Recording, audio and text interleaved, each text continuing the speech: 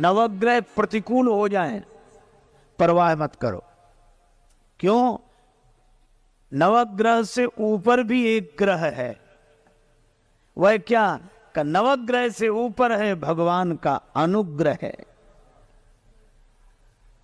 भगवान श्री कृष्ण भी यही कह रहे हैं कि कब तक जमुना जी की धारा में बहोगे, कब तक कामना कर्म फल भोग ये धारा निरंतर बहेगी। धारा में बहते जा रहे हो, धारा से लौट आओ।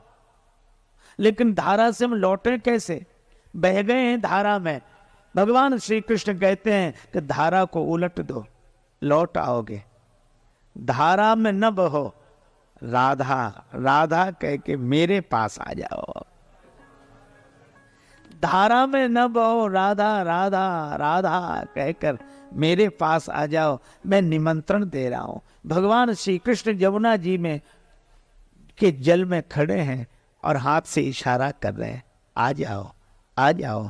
मैं कब से प्रतीक्षा कर रहा हूं, मैं तुम्हें अपने हाथों में उठा लूंगा, फिर कोई धारा तुम्हें बहा नहीं सकेगी। अब कुछ दिए तो बहते गए, इधर आए ही नहीं, और कुछ दिए भगवान श्री कृष्ण के पास आ गए। सक्र प्रपन्नाय तवास्मी।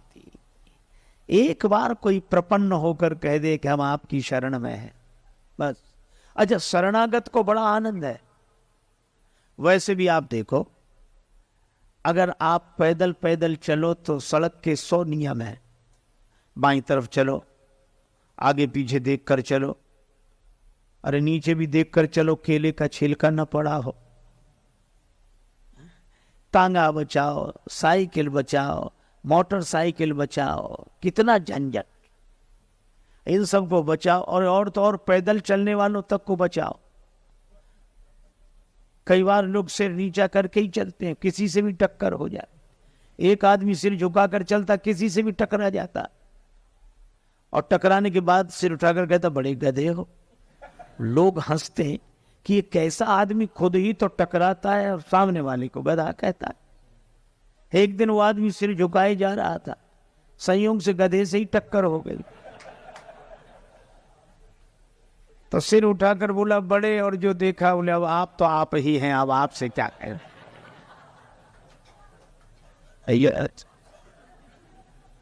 अरे इतनी समस्या, नीचे देखो तो देखो, ऊपर देखो। कुछ लोग बड़े विचित्र होते हैं। एक आदमी पैदल पैदल जा रहा था, दूसरा आदमी छत पर था, बिना देखे ही पीठ चला दी, उस बेचारे के सिर पे गिरी। तो उसने हाथ जोड़कर कहा कि भाई साहब नीचे देखकर नहीं थूक सकते। तो वो क्या बोला कि तुम ऊपर देखकर क्यों नहीं चलते। उसने कहा कि अच्छा ही है कि हम ऊपर देखकर नहीं चल रहे, सिर का स्थान मुंह ही होता। तो कितने झंझट। आप एक काम करो, इन सब झंझटों से मुक्ति हो जाएगी। केवल एक काम करो, क्या? आप एक तरफ खड़े होकर बस की प्रतीक्षा कर लो। पीछे बस आ रही है, आप तो विश्वास का टिकट लेकर श्रद्धा की सीट पर बैठ जाओ। भगवान की शरणागति रूपी बस में श्रद्धा का टिकट, विश्वास का टिकट लेकर श्रद्धा की सीट पर बैठ जाओ।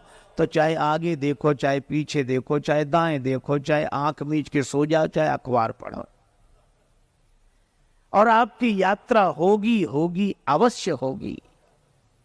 क्योंकि अब जिम्मेवारी उसकी है जो आगे बैठकर बस चला रहा है। भगवान श्री कृष्ण कहते हैं मेरी शरण में आ जाओ। सर्वधर्मान परित्यज्य मामेकं शरणं व्रज, अहं त्वया सर्व पापेभ्यो मोक्षयिष्यामि मा शुचः। मेरी शरण में आ जाओ, मेरी शरण में। अच्छा, कितना दूर देखो। हम लोग रेलगाड़ी में वही करते हैं जो घर में करते हैं। घर में भी सोते हैं, रेलगाड़ी में भी सोते हैं, रिजर्वेशन है तो सोएंगे, भोजन करते हैं, गपशप करते हैं। लेकिन घर में पड़ा रहने वाला कहीं नहीं पहुंचता। घर में पड़ा रहने वाला कहीं नहीं पहुंचता, लेकिन रेलगाड़ी में बैठा हुआ व्यक्ति कहीं बैठता है, कहीं पहुंचता है। इसी तरह हम लोग घरों में भी वही करते हैं जो श्री वृंदावन धाम में कर रहे हैं, लेकिन घर में रहने वाला कहीं नहीं पहुंचता, पर वृंदावन धाम में रहने वाला कहीं का कहीं पहुंच जाता है। जिम्मेवारी भगवान की है। भगवान कहते मेरी शरण में तो आओ, मैं बुला रहा हूं। भगवान कहते मैं खड़ा हूं। हर मंदिर में भगवान खड़े हैं, तैयार खड़े हैं स्वीकार करने के लिए, शरण देने के लिए। तो कुछ दिए भगवान के चरणों के पास आ गए। जो चरणों के पास आए उन्हें भगवान ने उठा लिया अपने कोमल कर कमलों में, और उन दियों को बुझाकर पीतांबर में भर लिया, पोटली बनाई, सारे दिए समेटकर पीतांबर में बांध लिए। और मानो भाव यह है कि तुम्हारा वजन आज से हमारे सिर पर, तुम्हारा बोझ आज से हमारे सिर पर। पोटली रख ली। मैया यशोदा ने प्रणाम किया, आंख खोली, कन्हैया प्रणाम कर। श्री कृष्ण ने प्रणाम किया। मैया बोली चलें अब? कन्हैया बोले हाँ मैया चलो, और पोटली संभाली श्री कृष्ण ने। मैया बोली इस पोटली में क्या है? कन्हैया बोले मैया किसी को किसी की पोटली नहीं देखनी चाहिए, किसी को किसी की पोटली नहीं देखनी चाहिए। मैया बोली चोर की पोटली जरूर देखनी चाहिए। और ऐसा कह के मैया ने पोटली छीन ली, गांठ खोली तो दिए बंधे थे। भगवान श्री कृष्ण सिर झुकाए खड़े थे। इनको क्यों बांधा? हमने तो बहा दिए थे। श्री कृष्ण ने कहा कि मैया लोग यही करते हैं, कर्म की धारा में बहाकर जीव को छोड़ देते हैं। ये तो बहते ही जा रहे थे, बहते ही जा रहे थे।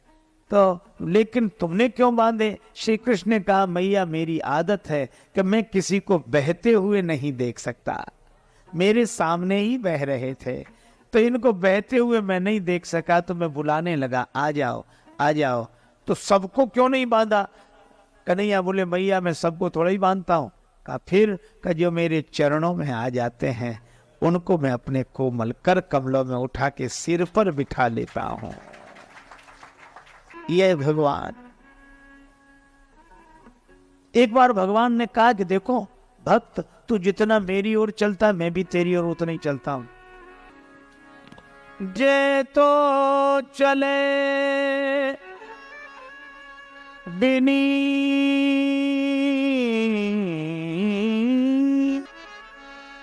बिनीत तो